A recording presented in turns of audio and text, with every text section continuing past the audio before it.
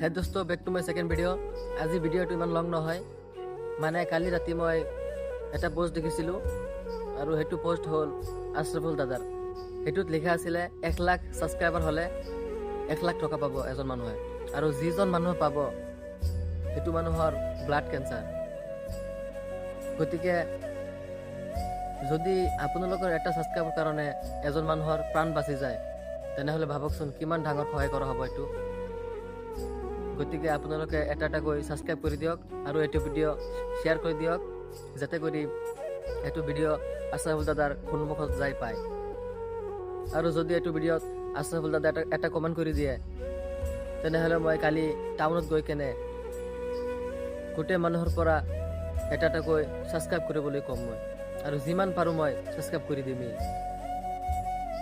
বেছিকৈ শ্বেয়াৰ কৰি দিয়ক, যাতে কৰি এইটো ভিডিঅ' আশৰাফুল দাদাৰ সন্মুখত যাই পায়।